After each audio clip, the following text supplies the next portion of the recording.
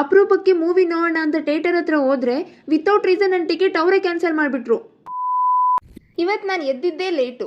ಸಾಲದು ಅಂತ ತಿಂಡಿ ಮಾಡೋ ಟೈಮಲ್ಲಿ ಊಟ ಮಾಡ್ಕೊಂಡು ಇವತ್ತು ನಾನು ಹೋದೆ JSS ಹಾಸ್ಪಿಟಲ್ಗೆ ಹೋಗಿದ್ ಮಾತ್ರಕ್ಕೆ ಪೇಷಂಟ್ ಥರ ಫೀಲ್ ಮಾಡ್ಕೋಬೇಕು ಅಂತ ಏನಿಲ್ವಲ್ಲ, ಅದಕ್ಕೆ ಹಾಗೆ ಸ್ನ್ಯಾಪಲ್ಲಿ ವೀಡಿಯೋಸ್ ಮಾಡ್ಕೊಂಡು ಟೈಮ್ ಪಾಸ್ ಮಾಡ್ತಿದ್ದೆ.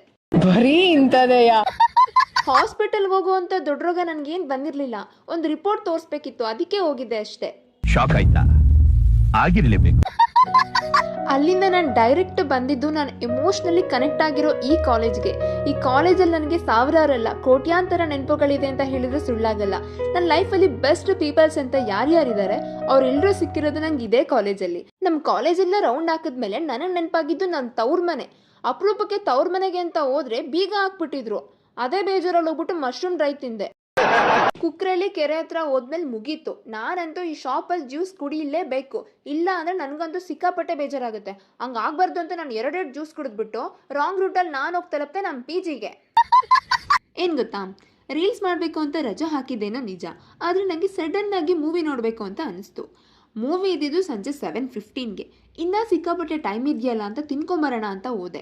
ನಂದು ತಿಂದು ಮುಗಿದ್ರು ಇನ್ನೂ ಟೈಮ್ ಆಗಿರಲಿಲ್ಲ. ಅದಕ್ಕೆ ಪಾರ್ಕ್ ಹತ್ರ ಬಂದು ವಾಕ್ ಮಾಡ್ಕೊಂಡು ಟೈಮ್ ಪಾಸ್ ಮಾಡ್ತಾ ಇದ್ದೆ. ಟೈಮ್ ಆಯ್ತಲ್ಲ ಅಂತ ಥಿಯೇಟರ್ ಹತ್ರ ಹೋದ್ವಿ, ಆದರೆ ಅಲ್ಲಾಗಿದ್ದ ಕಥೆನೇ ಬೇರೆ. ಅವರು ಮೂವಿ ಪ್ಲೇ ಮಾಡೋದಕ್ಕೆ ಮಿನಿಮಮ್ 8 ಮೆಂಬರ್ಸ್ ಇರಬೇಕಂತೆ, ಬಟ್ ನಾವು ಹೋಗಿದ್ದೆ 4 ಜನ. ಹಾಗಾಗಿ ಅವರೇ ಕ್ಯಾನ್ಸಲ್ ಮಾಡ್ಬಿಟ್ಟು ನಮ್ಮನ್ನು ಮನೆಗೆ ಕಳಿಸಿದ್ರು. ಅದೇ ಬೇಜಾರಲ್ಲಿ ಕಣ್ಣಿಗೆ ಕಾಣಿಸಿದ ಹೋಟೆಲ್ಗೆ ನುಗ್ಬಿಟ್ಟೆ. ಆಮೇಲೆ ನೀರನ್ನ ಗಡಗಡ ಅಂತ ಕುಡಿದ್ಬಿಟ್ಟೆ.